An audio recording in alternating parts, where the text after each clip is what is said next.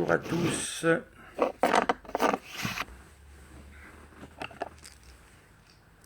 Nous nous retrouvons aujourd'hui pour un enseignement que j'avais repris, que j'avais pris déjà il y a quelque temps, concernant les commandements. Je vais prendre les livres. Voilà. Concernant les commandements de l'Église. Je crois que j'avais traité du 6e et 9e commandement. Bonjour à Laurence, toujours la première. Hein. Bonjour à Josiane également. Voilà, donc nous allons parler aujourd'hui des commandements, des 3 premiers commandements en particulier, parce que je crois que l'époque est tout indiquée pour en parler. Si on a encore le droit de faire du catéchisme en France, je ne sais pas. Pour le moment, nous n'avons pas le droit de dire la messe en public. C'est un peu une nouveauté, en quelque sorte. Donc, espérons que nous avons le droit de faire du catéchisme. Parce qu'au train où ça va, il va peut-être arriver un moment où on nous interdira même de faire du catéchisme. Je ne sais pas jusqu'où vont aller les événements actuels. Voilà. Alors donc, je voudrais parler, à travers les 10 commandements de Dieu, des 3 premiers commandements. J'ai mis pour illustrer un peintre que l'on aime ou que l'on n'aime pas. Vous savez qu'on pourrait faire tout un live sur cette question, la question de la peinture. Bien souvent, les gens disent « Ah, c'est beau, j'aime bien. Ah, c'est pas beau, j'aime pas. » La peinture n'est pas faite déjà pour représenter le réel. Elle n'est pas faite pour être un copier-coller du réel. Hein, la peinture est faite pour donner des émotions, donner des impressions, illustrer des réalités, voyez-vous. Donc la peinture, c'est tout sauf la copie du réel. Et bien souvent, les gens jugent selon ces critères-là. Mais bon. Effectivement, Philippe a raison, nous sommes le 11 novembre, donc c'est une fête que j'aime beaucoup. Évidemment, il y a à la fois Saint-Martin, que nous fêtons, Saint-Martin, une des grandes figures de la sainteté française, Saint-Martin, ce soldat romain qui a été capable de déchirer en deux sa cape qui ne lui appartenait pas, qui ne lui appartenait qu'à moitié, c'est pour cela qu'il a fait ce geste, il a donc tout donné, et il est resté un grand fondateur en France du catholicisme. Il restait beaucoup de paganisme, il a su en faire son affaire en quelque sorte. Et nous fêtons en même temps, hasard liturgique, l'armistice. Voilà, le 11 novembre, nous devons donc penser à tous ceux... bonjour Alain. Alain, j'apprécie toujours ses publications. Merci Alain pour les publications que vous mettez sur ma page. Elles sont toujours très appréciées. Voilà, je vois qu'il y a Isabelle également, enfin beaucoup de gens connus. Je ne voudrais pas saluer tout le monde parce que c'est un petit peu lourd, m'a-t-on dit, pour tout le monde. Voilà, donc j'en salue quelques-uns. Armistice, voilà, le 11 novembre. Pensons bien à ceux qui se sont battus pour que nous puissions rester français. Voilà, hein, ce fut une grande bataille. Alors certes, la première guerre mondiale, appelée la Grande Guerre, fut d'abord une guerre voulue par des grands groupes économiques. Mais cela n'empêche qu'il y a eu de magnifiques donations de soi-même, hein, d'hommes nombreux qui sont partis pour passer plusieurs mois dans des conditions assez atroces. Et là, ils ont su témoigner leur amour de la France et bien souvent du bon Dieu. Car il y a eu des miracles, il y a eu Notre-Dame de la Marne, entre autres. Enfin, je ne vais pas rentrer dans tout cela, ça nous entraînerait loin de notre sujet du jour.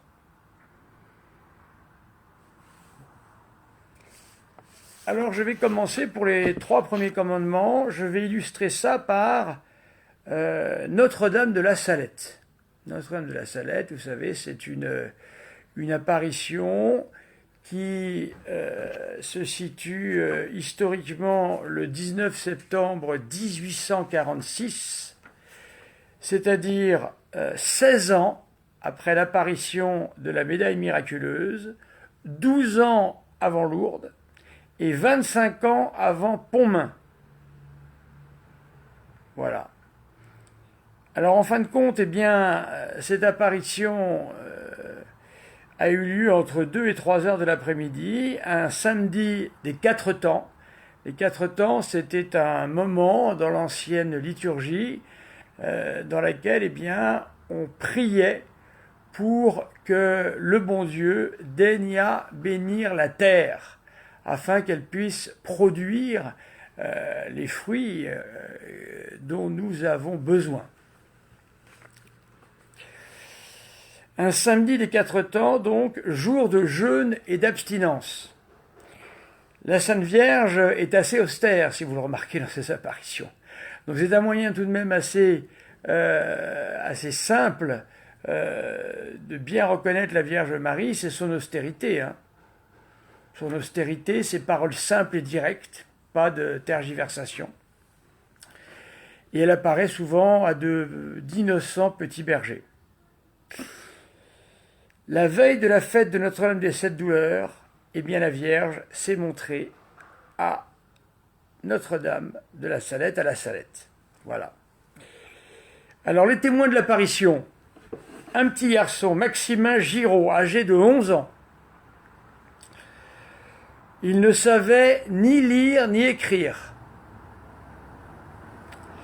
Il ne parlait que le patois de son village et ne connaissait que quelques mots de français.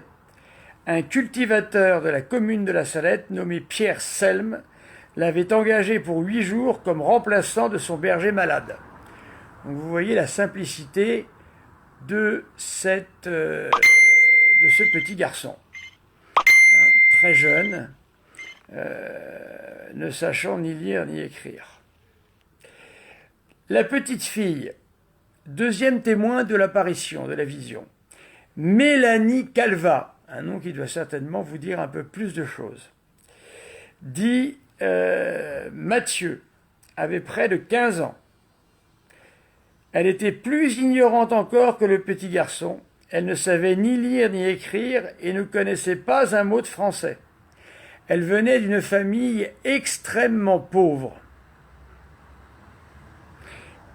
Elle se trouvait chez des étrangers depuis l'âge de 7 à 8 ans et dès sa 11e année, elle avait été placée comme bergère. Les 2 enfants ne se connaissaient pas.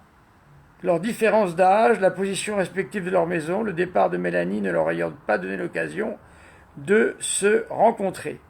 Ça veut dire que le jeudi, jour avant l'apparition, tous 2 se voyaient pour la première fois sur la même montagne. Le vendredi 18 septembre, au même lieu, ils lièrent connaissance, s'aperçurent qu'ils étaient tous 2 de corps, et passèrent leur après-midi ensemble, occupés à découper avec leurs couteaux des carrés de gazon. Alors, nous n'allons pas trop rentrer dans les détails de l'apparition, mais nous allons voir ce que la Sainte Vierge, Notre-Dame de la Salette, vous savez qu'elle est apparue avec une lourde croix autour du cou. Elle est apparue avec un crucifix devant elle, un crucifix qui contenait d'un côté un marteau et de l'autre côté une tenaille. Voilà. Et effectivement, voilà, ici nous avons la réponse par un spectateur. La pince, c'est lorsque nous faisons des bonnes actions et nous enlevons un peu de la pression des clous du Christ. Et lorsque nous faisons une mauvaise action, nous utilisons le marteau et nous enfonçons le marteau dans les saintes blessures, hein, les saintes plaies de notre Seigneur. Voilà, ceux qui y ont été, eh bien, moi j'y suis allé 3 fois. C'est un lieu absolument extraordinaire. C'est un lieu en pleine montagne. L'hiver, ils sont obligés de fermer tellement il y a de neige. La Vierge Marie n'apparaît pas n'importe où, hein. Elle choisit bien ses lieux tout de même. C'est superbe, c'est superbe. Le petit sanctuaire est très joli. Le soir, il y a une petite procession, beaucoup plus léger que lourde. C'est très mignon, hein. Je vous conseille d'y aller vraiment. Allez-y 4 jours, 3-4 jours, on y va en voiture évidemment, il y a un autocar également, et vous y passerez un bon moment. Alors, les 2 enfants, voyant l'apparition, ont crié « Oh mon Dieu !» C'était le 19 septembre 1846. Maximin, plus courageux, la rassura en ces termes « Garde ton bâton, moi je garde le mien. » Quelle naïveté touchante. Et si ça nous fait du mal, je lui donnerai un bon coup de bâton. Voilà quelque chose d'extraordinaire. Éblouis par la lumière, les bergers se frottèrent les yeux pour les mieux voir. Et même au premier instant, ils sont tellement effrayés qu'ils veulent fuir. Alors le globe de feu s'en trouve et les enfants aperçoivent une belle dame. Assise et en larmes, elle se lève. Avancez mes enfants, n'ayez pas peur, je suis ici pour vous annoncer une grande nouvelle. Oui, alors ça, vous êtes en train de parler du secret de Mélanie. Mais mieux vaut lire déjà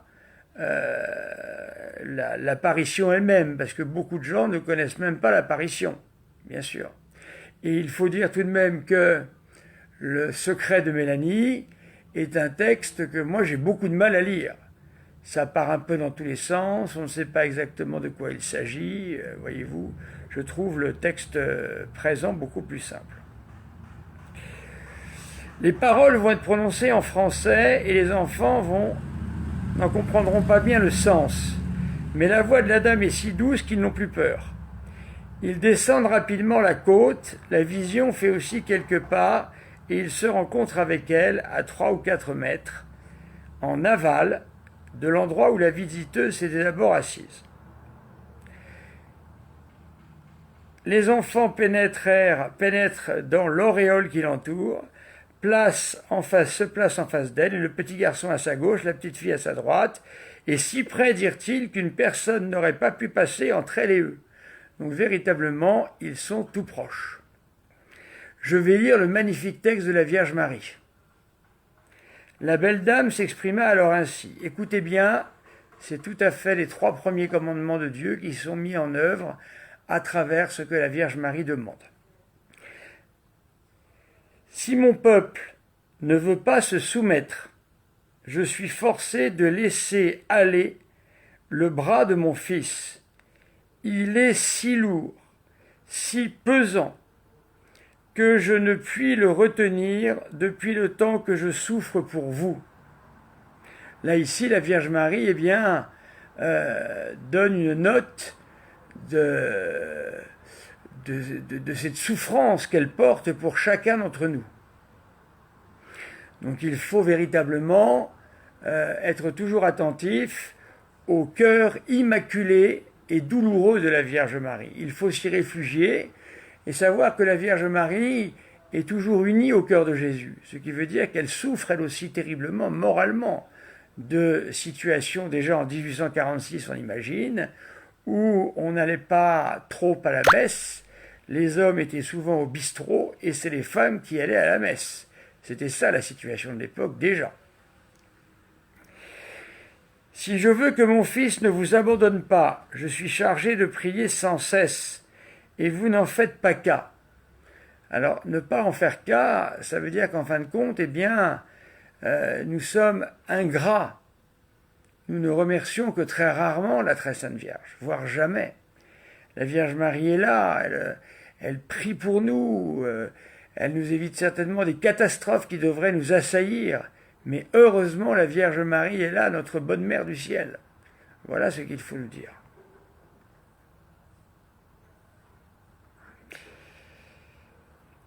Je suis chargé de prier sans cesse, et vous n'en faites pas cas. Vous aurez beau prier, beau faire, jamais vous ne pourrez récompenser la peine que j'ai prise pour vous. Ah, très intéressant. La Vierge Marie ici exprime une réalité dogmatique très profonde.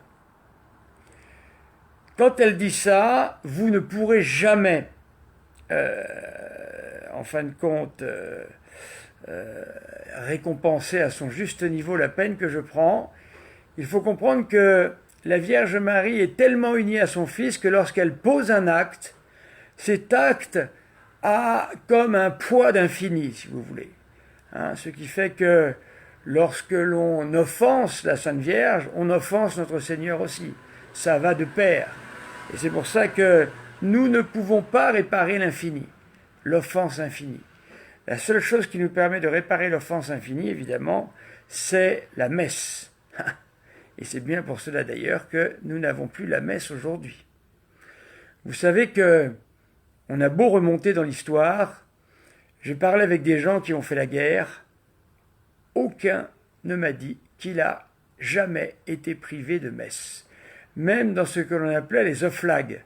Les oflags étaient des camps de concentration qu'il y avait en France pour officiers, qu'il y avait également en Allemagne. Les oflags, les officiers y vivaient, s'y ennuyaient beaucoup, et il y avait la messe. Il y avait la messe. Il y a toujours eu la messe. Sous la Troisième République, lorsque la République a été très anticléricale, avec le petit père Combes en particulier, Étienne Combes, qui avait été séminariste et qui était devenu très anticlérical, eh bien, la messe a duré. Le seul moment où nous n'avons pas eu la messe, quoique les messes étaient clandestines et nombreuses, c'était sous la Terreur. Et, chers amis, si je remarque bien le sens de l'histoire, nous sommes ici revenus sous la Terreur. Que dire d'autre? C'est une question. Puisque seule la Terreur a réussi à nous ôter la Sainte Messe. Ça montre bien que nous sommes revenus à la Terreur. Là voilà la réalité. Je vous ai donné 6 jours pour travailler. Je me suis réservé le 7e et on ne veut pas me l'accorder. C'est ce qui appesantit tant le bras de mon fils. Quand on voit les églises de France, quand on voit les chapelles des religieuses, mais c'est ahurissant, c'est extraordinaire. Pas une ville, un village de France. Moi j'habite dans un trou paumé, vous ne pouvez même pas imaginer, où on peut compter les vaches. Et qu'est-ce qu'il y a? Une église. Des églises partout. Fermées, bien évidemment. Je ne sais même pas si moi-même je pourrais y pénétrer. Je ne sais pas qui a la clé, qui ne l'a pas, je n'en sais rien. Mais voyez-vous, avant, les gens allaient à la messe. Les gens allaient à la messe. Les femmes allaient à la messe. Les hommes un peu moins. Mais il n'était pas question de manquer la messe. Aujourd'hui, qui va à la messe? Alors les gens se plaignent, il y a des islamistes, il y a ceci, il y a cela. Bien. Qu'est-ce que vous faites le dimanche? Que faites-vous le dimanche? Est-ce que vous venez à la messe? Est-ce que vous vous occupez de pauvres? Est-ce que vous essayez de lire un petit peu la Bible? Ou bien un livre un peu théologique? Est-ce que vous essayez de vous retrouver peut-être avec des gens qui sont croyants et avec qui vous pourriez parler? Voilà. Donc le meilleur moyen de lutter contre les islamistes, comme vous dites, eh bien c'est déjà d'aller à la messe. Montrez que vous avez une religion. Montrez que vous redoutez Dieu. Montrez que vous avez une grande, on doit présenter sa révérence devant Dieu. C'est terrible. C'est terrible la situation actuelle. Voilà. Donc la Vierge Marie, voyez-vous, est en train de nous dire là que ça va pas. Les gens ne vont pas à la messe. Il y a toujours moyen d'aller à la messe. Toujours, toujours, toujours. Alors évidemment, en ce moment, vous me direz, voilà le problème. Mais bon, hein, déjà, il peut y avoir un moyen de lire son missel pendant l'heure de la messe chez soi ou avec d'autres. On peut dire un chapelet. On peut, je sais bien que ça vaut pas la messe, mais ça serait déjà mieux que rien. J'avais déjà dit qu'une communion spirituelle dans la situation actuelle vous apporterait presque autant de grâce qu'une communion sacramentelle. Voilà quelque chose que l'on peut retenir. Donc voyez-vous, il ne suffit pas de dire les islamistes. Il faut se dire, et moi j'ai un Dieu ou j'ai pas de Dieu? Est-ce que j'ai un Dieu ou est-ce que je vis au niveau des bêtes? Et encore, les bêtes, à mon avis, elles ont beaucoup plus de respect pour ce monde que bien des hommes. Voilà, donc il faut retourner à la messe, chers amis. Hein. Si vous ne retournez pas à la messe, que va-t-il advenir? La messe va revenir de toutes les façons, mais nous avons ici, nous ne devons pas nous plaindre, vous savez, Dieu n'est pas injuste. Hein. Quand il se passe des événements, il faut toujours se demander pourquoi est-ce qu'ils arrivent. Croyez-vous que Dieu soit honoré par nos assemblées dominicales? Des personnes âgées. Que des personnes âgées. Croyez-vous que le Seigneur soit honoré, le Créateur du ciel et de la terre, celui qui a tout fait, celui qui est venu même pour nous sauver, celui qui a souffert sa passion? Que voit-il? Des assemblées. Il n'y a pas de jeunes. Que des personnes âgées. Où êtes-vous le dimanche? Une messe, ça dure 1 heure. Ne peut-on pas consacrer au Dieu des dieux, à celui qui a tout créé, celui qui nous a tout donné, qui lorsqu'on le fréquente, eh bien on se rend compte de sa bonté extraordinaire. La bonté de Dieu, mais c'est quelque chose d'extraordinaire. C'est merveilleux. Merveilleux. Alors je n'utilise pas le mot miséricorde parce qu'il est galvaudé aujourd'hui, malheureusement. Trop utilisé, il en devient usé. Et il est utilisé dans un mauvais sens. C'est-à-dire il est utilisé dans un sens que Dieu, dans le fond, pardonne tout. Hein, donc allez hop, on fait ce qu'on veut. Donc non, c'est pas ça. Si vous connaissiez la bonté de Dieu, si vous connaissiez la bonté de Dieu, c'est une merveille d'être avec lui, c'est une merveille. Tous les jours, je rends grâce. La Sainte Vierge, avez-vous une piété mariale? Remerciez-vous la Sainte Vierge tous les jours pour tous les biens qu'elle nous donne. Voilà, donc il faut vraiment, chers amis, ne pas aller voir les complots. Pourquoi? Ça sert à quoi de voir les complots? Ça sert à rien. Ça sert à rien. Ce qui sert, c'est de savoir où est-ce que moi je suis le dimanche. Est-ce que je suis à la messe? Quand il y a la messe, évidemment. Voilà, ça c'est les vraies questions. Je continue. Si la récolte se gâte, ce n'est pas à cause de vous. Je vous l'ai dit, voir l'année passée, par les pommes de terre, vous n'en avez pas fait cas. Au contraire, quand vous en trouviez des gâtés, vous juriez. C'est-à-dire, eh bien, jurer, c'est dire des gros mots au nom de Dieu, sur le nom de Dieu. Voyez, hein, la Salette, j'ai cette petite gloire de l'avoir découvert moi-même, est une apparition fondée, je ne l'ai jamais vue nulle part, hein, donc je pense que je l'ai trouvée moi-même, est une apparition fondée sur les 3 premiers commandements du Décalogue. Au contraire, voilà, donc les gens jurent. Elles vont continuer à pourrir et cette année, pour la Noël, il n'y en aura plus. Qu'est-ce que cela veut dire? Alors évidemment, n'allez pas chercher ici les pauvres pommes de terre de l'époque de Mélanie et du petit Maxime. Nous sommes en train de voir aujourd'hui les fruits pourris qui nous ont été annoncés à la Salette. Ah, le président est très mauvais! Ah bon? Très mauvais. Est-ce que nous sommes de bons catholiques? Est-ce que nous ne méritons pas le président que nous avons? Ah, le pape, il ne me plaît pas! Est-ce que nous ne le méritons pas, ce pape? Je sais pas. Je sais pas. Il faut réfléchir à tout ça. Sans doute, sans doute. Donc voyez-vous, la Sainte Vierge l'avait dit à la Salette, si vous continuez comme vous le faites, c'est-à-dire si vous continuez à ne pas aller à la messe du dimanche, si vous continuez, il n'y a pas besoin de la franc-maçonnerie, hein, vous savez. Hein. La franc-maçonnerie, c'est bien peu de choses par rapport à Dieu. Hein. C'est même rien du tout. Donc si vous continuez à déshonorer Dieu le Père, si vous continuez d'insulter le Fils, si vous continuez de mépriser le Saint-Esprit, eh bien, tout va pourrir. Est-ce que nous n'y sommes pas? Est-ce que ce que la Sainte Vierge avait dit en 1846, est-ce que nous n'y sommes pas? Eh oui, tout a pourri. Alors arrêtons de dire du mal de ces pauvres pommes de terre qui ont pourri. C'est de notre faute. Si nous n'allons pas à la messe, si nous ne pensons pas au bon Dieu, si nous laissons insulter le nom de Dieu, moi, je vous le dis, depuis que je suis catholique, je n'ai jamais laissé insulter le nom de Dieu.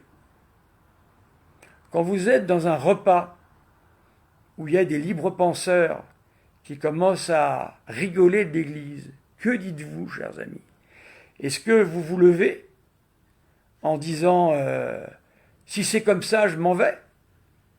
Moi, c'est ce que j'apprends à mes paroissiens. Hein. C'est ce que j'apprends aux personnes que j'ai dirigées spirituellement. Et ils le font, ils l'ont fait. Et qu'est-ce qu'ils en obtiennent? Que des bénédictions, que ça. On ne doit pas tolérer le moindre mal contre Dieu. Bien sûr que non. On ne doit pas tolérer tout ça. C'est pas possible. Je n'ai jamais laissé insulter le nom de Dieu, personnellement, dans les groupes où j'étais. Un jour, j'ai été insulté par une bonne, comme on peut en trouver en banlieue. Ils m'ont fait les doigts d'honneur. J'étais habillé en prêtre, en curé. J'étais à peu près à 300 mètres. J'y suis allé. J'ai dit comme Jésus. J'ai dit comme Jésus. Pourquoi me frappes-tu? J'ai été leur demander. Pourquoi vous foutez de moi? Pourquoi vous m'insultez? Ils ne sont pas énervés, hein. Celui qui a fait le plus d'honneur, il s'est retourné. Ça veut dire qu'il n'a même pas assumé d'être en face de moi. Les autres, ils étaient face à moi. On a parlé. Ils m'ont dit les prêtres, ils sont pédophiles. Ah bon, ils sont pédophiles, les prêtres. Est-ce que vous savez ce que Jésus a dit des pédophiles dans la Sainte Écriture? Il vaut mieux que ces gens-là aient autour du cou une grosse meule de pierre et qu'on les jette dans l'eau. Ah, il a dit ça, Jésus? Oui, il a dit ça, Jésus. Donc je lui ai dit, non. Moi, la pédophilie, c'est une abomination. C'est la chose la plus abominable qu'on trouve. Ah, je savais pas, j'avais entendu ça à la télé ou Internet ou je sais pas quoi. Résultat, ces gens qui me faisaient les doigts d'honneur, ensuite, m'ont offert un café. L'autre, qui m'en faisait beaucoup, ne s'est jamais retourné, il était malheureux comme la pierre, et on s'est réconciliés. Et depuis, je pense qu'ils ne font plus de doigts d'honneur à mes confrères. Je ne me suis jamais laissé faire. Je m'en fous. Je m'en fous des résultats. Je m'en fous. Pour le moment, ça ne s'est jamais mal fini, ça s'est toujours très bien fini. Parce que ceux qui font des choses comme ça ne savent même pas ce qu'ils font. Il faut leur parler. Dans les bandes de banlieue, moi j'ai déjà eu affaire à certains aussi qui me volaient. Je leur ai dit, tu vois mon ami, toi tu me voles, moi je vois pas, mais Dieu il voit. Et tu es en train d'insulter Dieu. Ils m'ont ramené tout ce qu'ils m'avaient volé. Parce que je leur ai dit, attention, il y a un risque d'enfer. Et tu vas peut-être finir en enfer avec le chétan. Ils m'ont tout ramené. Voilà.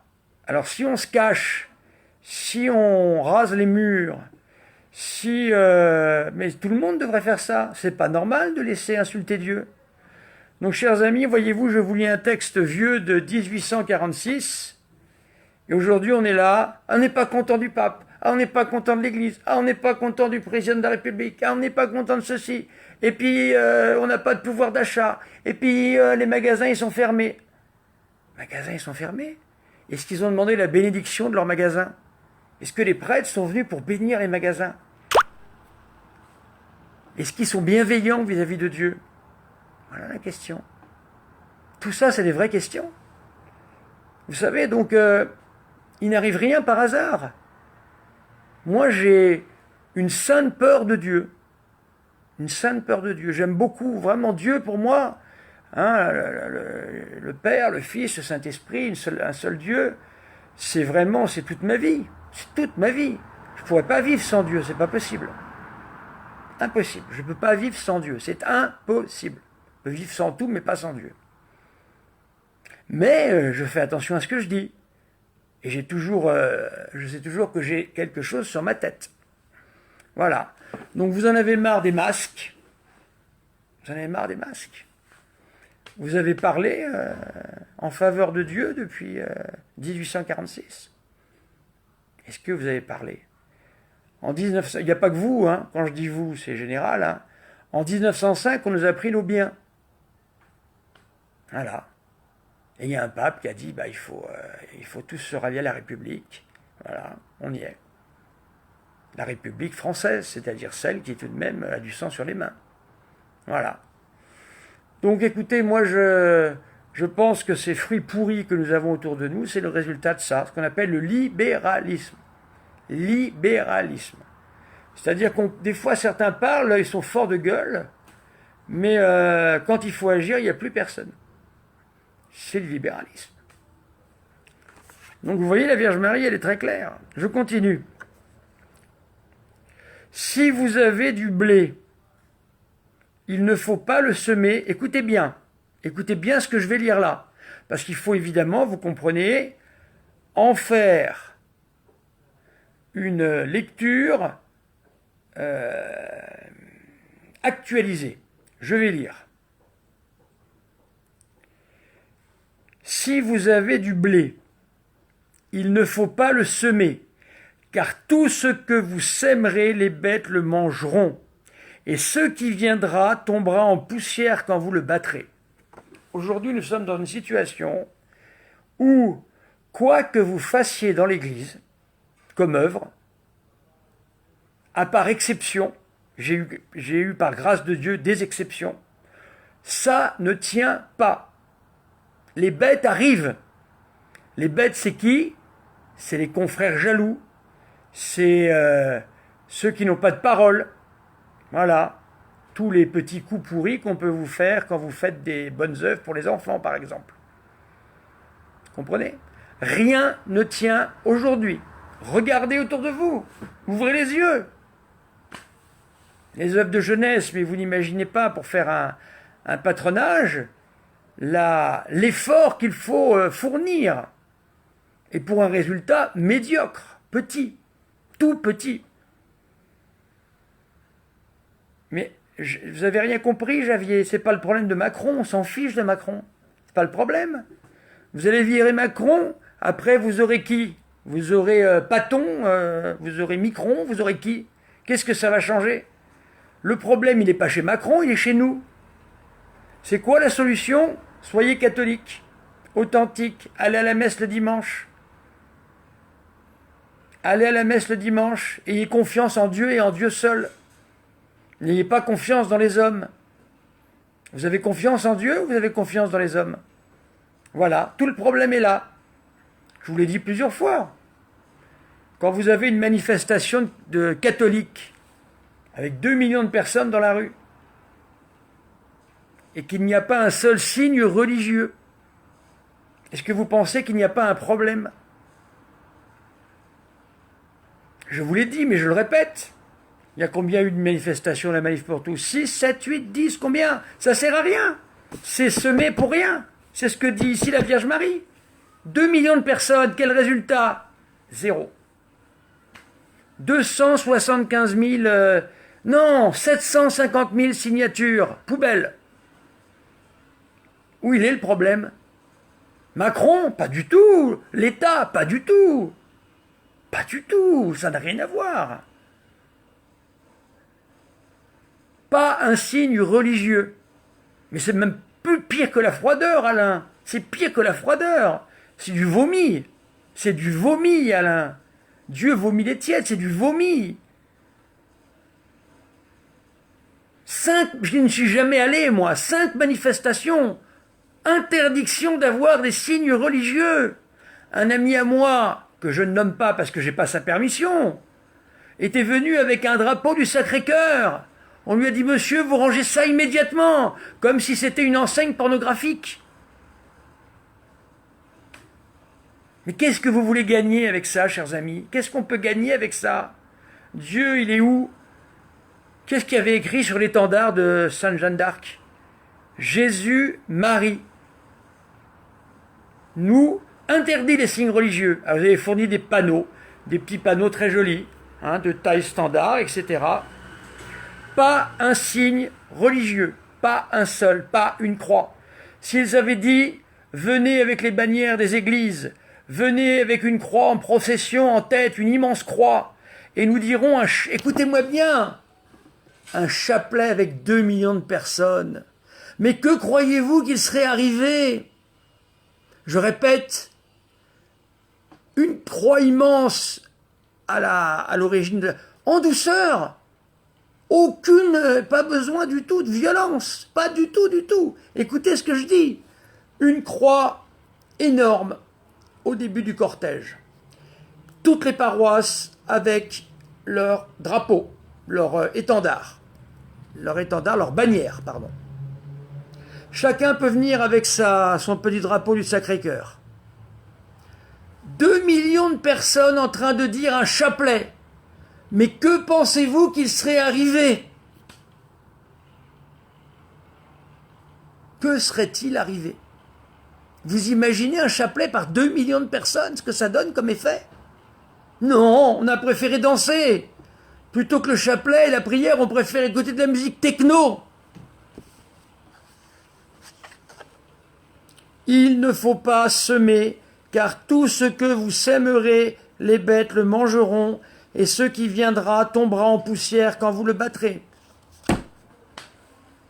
Pas de violence. Il y en a, ils veulent de la violence. Pas de violence. De la prière. Comment la bataille de l'Épante a été gagnée? 1/3 de navires en moins. Le vent contraire. Les aumôniers sur les bateaux. Priez le chapelet, dites des messes. Le vent s'est retourné. Les bateaux français, les Français n'y étaient pas. Les bateaux de l'Empire chrétien se sont retournés et ont eu bon vent, miraculeusement, et ont gagné la bataille de l'Épante. Avec le chapelet. Tout était interdit. Et la dernière manifestation, si vous allez voir sur Internet, s'ils n'ont pas enlevé ce truc-là, il y a un garçon qui se présente et qui dit « Moi, je veux mettre le Sacré-Cœur ». Vous savez ce qui se passe? Ceux de la Manif pour tous appellent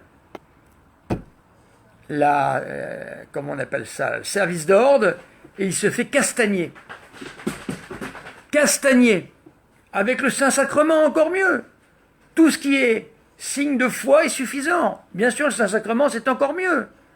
Mais imaginez, s'il vous plaît, une croix immense devant, des bannières de paroisse, des bannières du Sacré-Cœur, des chants catholiques, et ensuite le chapelet, récité par 2 millions de personnes. Mais tout s'effondrait. Tout cet empire du mal s'effondrait. Mais on n'a pas confiance. On a confiance en quoi? On a confiance en qui? On a confiance dans les négociations avec les hommes. Peu importe que ce soit Macron, Micron, Tartampion, peu importe.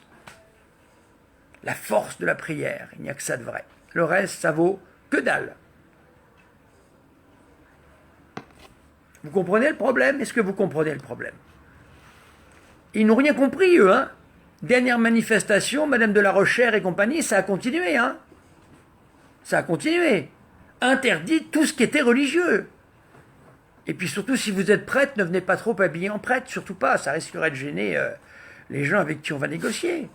Mais encore une fois, ne vous en prenez pas au gouvernement, nous avons le gouvernement que nous méritons. Nous avons tout ce que nous méritons. Voilà, les fruits du libéralisme. Voilà. Et ça continue, là. J'ai entendu des paroles de haute sphère nous racontant que c'était pas mal, dans le fond, de ne pas avoir la messe. C'est pas mal. Hein. Les églises sont ouvertes. Merci, monsieur le Président. Merci. Je continue. Si vous avez du blé, je l'ai dit, il viendra une grande famine. Le blé, c'est quoi? Le blé, c'est ce avec quoi on fait les hosties, l'Eucharistie. Il viendra une grande famine. Nous y sommes dans la grande famine. Mais avant qu'elle arrive, les enfants au-dessous de 7 ans prendront un tremblement et mourront entre les bras des personnes qui les tiendront. Aujourd'hui, est-ce que vous avez vu comment souffrent les enfants? On n'arrête pas d'en parler. Regardez les émissions de Farida Belgoul. Voyez ce qu'elle y dit. Aujourd'hui, vous avez des enfants de 6 ans qui portent des masques. Et si jamais une mère de famille se permet de dire « mon enfant est asthmatique, il ne peut pas porter le masque », même si le professeur est d'accord, eh bien vous allez avoir une directrice aux ordres qui dira « non, pas question, plutôt crever ». Mais cette femme, ça serait comme s'en prendre à Pilate, ça serait comme s'en prendre au Pharaon. C'est pas eux les responsables. C'est les mauvais catholiques les responsables. C'est tout, hein. Tout. Moi, j'ai rien contre ces gens-là. Ils sont laissés en toute liberté par Dieu. Donc, ils agissent librement. Oui, les enfants sont traumatisés, c'est vrai. Vous allez à la messe le dimanche? Vous défendez le bon Dieu publiquement? C'est des questions embêtantes, ça. Alors, ils mourront entre les bras des personnes qui les tiendront. Les grands feront pénitence par la faim. Écoutez, les raisins pourriront. Les raisins, c'est ceux avec quoi on fait le vin de la messe. J'y somme. Pas de vin. Et les noix deviendront mauvaises. Si nous portons tous un masque, c'est que Dieu veut nous apporter, nous donner un symbole. Le symbole de ce que l'on appelle les démons muets. On se tait. Il y a eu la pilule, on se tait. Il y a l'avortement, on se tait. Vient de passer à l'heure actuelle, vous le savez peut-être, j'en ai parlé suffisamment, Farida aussi, aujourd'hui on peut tuer les enfants jusqu'à 9 mois. L'infanticide, on tue des enfants. C'est-à-dire que ces enfants, on a l'autorisation à 9 mois de les prendre, de les tuer. Je ne sais pas s'ils vont les tuer, moi. C'est le meurtre parfait, ce truc-là. Vous prenez l'enfant, vous le mettez de côté, il n'a aucune identité. Personne ne peut rien faire contre vous. Et où va aller cet enfant? Recherche médicale, on en a besoin. Réseau? Possible. Don d'organes? Possible. Il y a des milliardaires qui ont besoin d'organes. Voilà, on en est là. Vous avez entendu parler de ça, vous? Est-ce que vous avez entendu parler du fait qu'on était dans une période d'infanticide? Vous le savez? Voilà. On y est. On y est.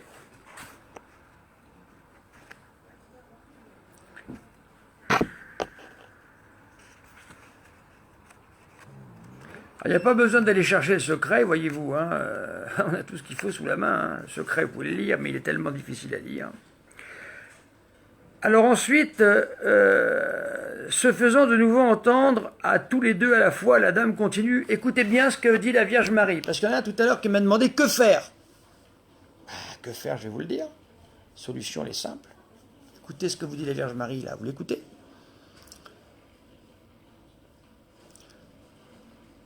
S'ils se convertissent,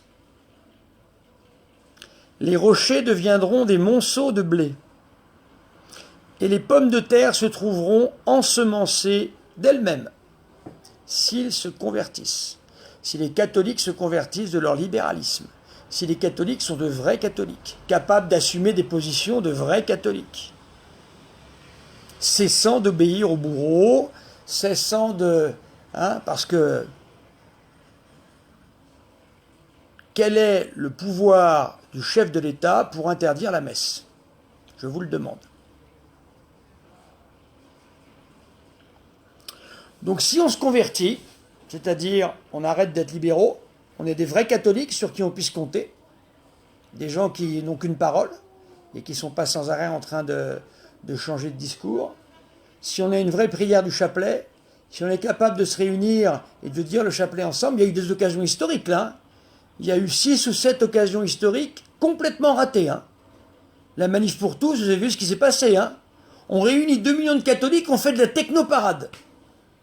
De la technoparade. Et on danse. Là, la Vierge Marie, elle dit, s'ils se convertissent. Que pensez-vous? Répondez-moi, chers amis. Que pensez-vous qu'il se serait passé si, sur les Champs-Élysées, les 2 millions de personnes avaient été précédées d'une immense croix, des bannières, peut-être le Saint-Sacrement, pourquoi pas encore mieux, des bannières de partout, et ensuite le chant du chapelet. Que se serait-il passé? Est-ce que vous avez une idée? Que se serait-il passé? Mais peu importe de l'abus de pouvoir, il faut comprendre, Isabelle, le problème il vient de nous, pas d'eux. C'est pas d'eux qui vient le problème, c'est de nous. Il n'a rien à voir le chef de l'État, vous pouvez mettre n'importe quel, il fera pareil. Pareil. Ils ne savent pas ce que c'est que la messe, de toutes les façons, pour certains. Ils feront pareil. Il y a des questions que vous posez, Isabelle, à laquelle on ne peut pas Isabelle, pardon, Claudine, à laquelle on ne peut pas répondre publiquement. Mon père, faites-vous les messes les dimanches? Ça se voit en message privé, ça ne se dit pas comme ça aussi clairement. Donc, quelqu'un me dit, qu'est-ce qu'il faut faire? Mais qu'est-ce qu'il faut faire? On va prendre l'Élysée, on va mettre un gilet jaune et on va y aller. Quel résultat? Quel résultat, gilet jaune? T'as fait baisser le prix de l'essence? Il y en avait des bons là-dedans, hein, je ne dis pas, hein, mais quel résultat, s'il vous plaît? Quel résultat? Zéro. Je ne suis pas en train de faire un 666, attention, hein, zéro. Je vais faire ça parce que ça va vite, hein, sur Internet. Hein. Zéro. Résultat des manifs pour tous, triple zéro. Les catholiques sont passés pour des nigauds en plus. Pas un symbole religieux. Tout était interdit. Je crois que même quand on avait une trop grande croix, c'était interdit. Alors vous avez des braves gens qui disent « Oh, c'est navrant tout de même, ils ne sont pas contents ». Vous avez été voir les organisateurs de la manifestation? Vous leur avez dit que moi, de toute façon, je viendrai avec ma bannière et c'est comme ça? Vous leur avez dit ça? Mobiliser 2 millions de personnes, 6 fois. Comment vous appelez ça? C'est pas une mobilisation?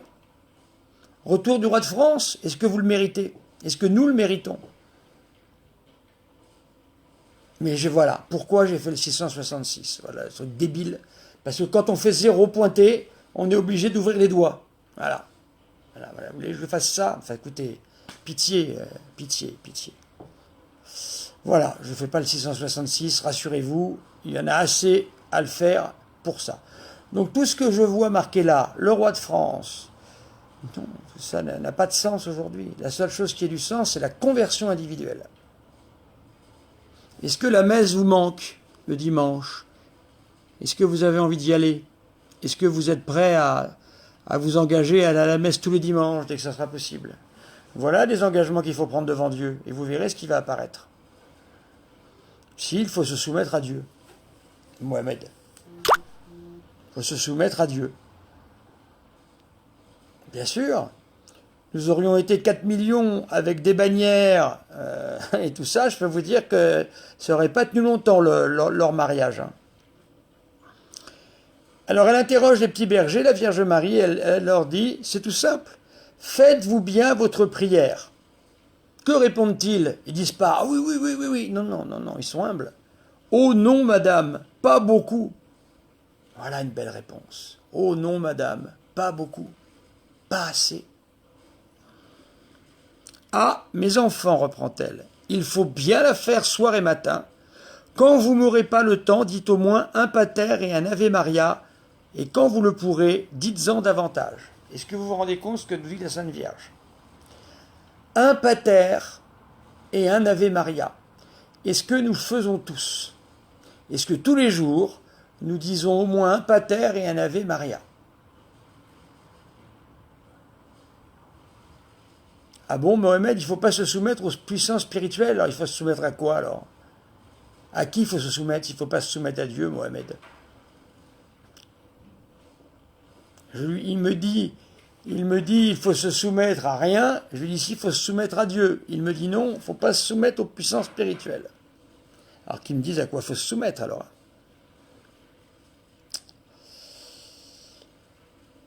Il ne va pas, la Sainte Vierge continue, il ne va pas quelques femmes un peu âgées à la messe. Les autres travaillent le dimanche, tout l'été et l'hiver. Quand ils ne savent que faire, ils ne vont à la messe que pour se moquer de la religion. Pendant le carême, ils vont à la boucherie comme des chiens. Comme des chiens. Dieu, c'est nous tous réunis? Non. Dieu, c'est pas nous tous réunis, Mohamed. Dieu, c'est Dieu. Donc, pendant le carême, parce qu'on doit se soumettre à son Créateur, vous êtes plus fort que Dieu, vous? Ah oui, il y a des prêtres qui font la messe en cachette, tout à fait. Vous êtes plus fort que Dieu? Ben non. Donc, vous ne voulez pas vous soumettre à Dieu, mais qu'est-ce qui va se passer si vous ne vous soumettez pas à Dieu? Alors, voyez-vous, déjà à l'époque, des femmes âgées, et on se moque du monde pendant le carême. Ça a guère changé. N'avez-vous pas vu du blé gâté, mes enfants? Maximin répond pour sa compagne et pour lui. Non, madame, nous ne l'avons point vu. Mais toi, mon enfant, insiste-t-elle en s'adressant spécialement au petit garçon. Tu dois bien en avoir vu une fois près du coin avec ton père. Le maître de la pièce dit à ton père. Venez voir mon blé gâté. Nous y allâmes tous les deux. Vous prîtes 2 ou 3 épis de blé entre vos mains, vous les froissâtes et en tomba de la poussière. Et bien voilà, on en est là. Vous prenez de bonnes choses apparemment, vous les froissez, c'est de la poussière. Vous savez, un peu comme quand vous voulez célébrer la messe dans une église qui n'a pas servi depuis longtemps. Vous rentrez dans la sacristie, vous voyez une magnifique chasuble. Vous la prenez, ça m'est arrivé, elle tombe en lambeaux, elle n'existe plus. C'est ça. Le catholicisme actuel, c'est ça. Il tient, je ne sais pas comment.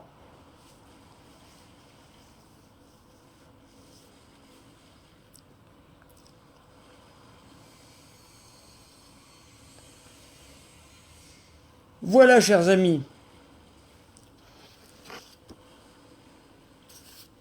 Alors, je vais tout de même commencer à vous donner le premier des commandements. Nous allons commencer avec le premier des commandements, puisqu'on doit traiter les 3. Alors, le premier des commandements, c'est honorer Dieu. Alors, je ne le dis pas tel qu'il est, je vous en donne la substantifique moelle, c'est-à-dire ce qu'il faut en comprendre. Le premier commandement nous demande d'honorer Dieu par le sacrifice, l'adoration et la prière. On est loin. Sacrifice, adoration et prière. Et je vous rappelle que ces 3 actions ont lieu d'une manière infinie pendant la Sainte Messe. Mais malheureusement, comme nous avons été tous, depuis 1846, des libéraux, comme nous avons tous cru dans les pouvoirs humains, comme nous sommes des libéraux, c'est-à-dire catholiques cachés. Surtout, faut pas... c'est monsieur Dufroussard, toujours la trouille. Incapable de reprendre quelqu'un qui dit du mal de notre Seigneur. Incapable. Qu'est-ce que ça peut faire? Faut reprendre systématiquement. C'est ça le respect du nom de Dieu. Il nous défend de manquer à l'honneur qui lui est dû par la superstition et l'irreligion. Donc nous allons voir tout ça en détail. À mon avis, tout ça, il n'y a pas grand monde qui l'a vu, je peux vous l'assurer. Alors évidemment, la première chose, c'est le saint sacrifice de la messe. Mais comme nous ne l'avons plus, nous avons dans notre paroisse l'adoration du Saint-Sacrement tous les jours, même le dimanche.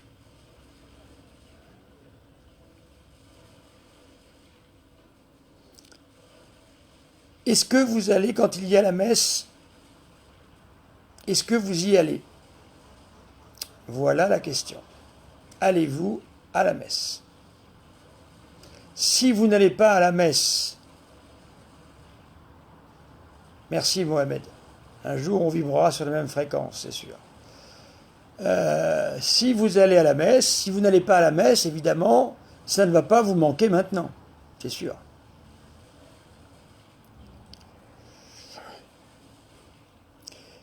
L'adoration est un acte de religion par lequel nous reconnaissons l'infinité, l'infinie majesté de Dieu et notre absolue dépendance à son égard. Nous devons nous souvenir tout le temps que sans Dieu, nous ne faisons rien du tout. Nous ne pouvons rien faire sans Dieu. C'est impossible. Dieu est partout, c'est vrai, mais il est là particulièrement pendant le sacrifice de la messe. Parce qu'il est là, comme le dit le Concile de Trente, repris par le Nouveau Catéchisme, Jésus est présent vraiment, réellement et substantiellement.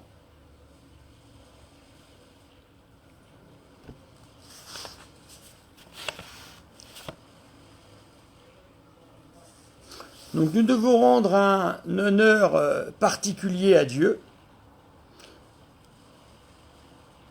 On adore Dieu d'une manière absolue. Quand on adore Dieu lui-même, dans le mystère de la Sainte Trinité ou dans la personne de Jésus-Christ, au Saint-Sacrement de l'autel, à cause de sa majesté propre, ou bien d'une manière relative, quand on honore des images de Dieu, des instruments de la passion, à cause de leur relation avec la majesté de Dieu. Quand on va à la messe, là je parle pour ceux qui vont à la messe, est-ce que l'on y va bien? C'est-à-dire, est-ce que pendant la messe, on pense bien à remercier le bon Dieu pour le saint sacrifice de la messe? Est-ce qu'on pense bien à faire nos devoirs auprès du bon Dieu? Est-ce qu'on lui confie bien nos prières? Est-ce qu'on est véritablement présent à la messe? Car nous avons en face de nous la présence réelle, mais est-ce que nous ne sommes pas l'absence réelle? Et voilà tout un problème encore.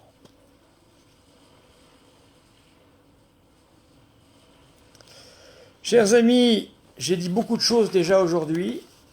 Je vous invite à faire un petit examen de conscience personnelle par rapport à ce que la Vierge Marie a dit à la Salette. J'espère que vous avez bien compris, parce que j'ai essayé de vous le faire comprendre, la manière dont il faut comprendre le message de la Salette. Je pense, encore une fois, je ne veux pas me vanter, mais je suis le seul à avoir compris que le message de la Salette concernait les 3 premiers commandements. Je ne l'ai jamais vu nulle part, c'est possible qu'il y soit, mais en tous les cas, c'est les 3 premiers commandements de Dieu. Et si la Vierge Marie pleure, c'est parce qu'elle sait que c'est ici Dieu qui est atteint. Alors essayons aujourd'hui peut-être de dire au moins, comme le dit la Vierge Marie, un pater et un ave, un Je vous salue Marie et un Notre Père. C'est pas grand-chose, mais c'est déjà bien, parce que ça montre notre volonté, notre désir de retourner vers Dieu. Allez, on va dire déjà l'Ave Maria. Je vous salue Marie, pleine de grâce, le Seigneur est avec vous. Vous êtes bénie entre toutes les femmes, et Jésus, le fruit de vos entrailles, est béni. Sainte Marie, Mère de Dieu, priez pour nous pauvres pécheurs, maintenant et à l'heure de notre mort, ainsi soit-il. Notre Père qui es aux cieux, que ton nom soit sanctifié, que ton règne vienne, que ta volonté soit faite sur la terre comme au ciel. Donne-nous aujourd'hui notre pain de chaque jour. Pardonne-nous nos offenses, comme nous pardonnons aussi à ceux qui nous ont offensés, et ne nous laisse pas entrer en tentation, mais délivre-nous du mal. Amen. Le Seigneur soit avec vous, et avec votre esprit, et que Dieu Tout-Puissant vous bénisse, le Père, le Fils et le Saint-Esprit. Je vais vous demander un service, chers amis, partagez ces vidéos. Pour vous, c'est appuyer sur un bouton simplement. Partagez. Merci beaucoup de partager, c'est très important, car ça permet de répandre cette parole partout. Partagez. Merci à tous, merci de votre attention, merci de votre patience, et merci de votre humilité, parce que je dis des choses qui ne sont pas faciles, mais il faut savoir les entendre, sinon on n'en sortira jamais, vous le comprenez bien. À bientôt, chers amis.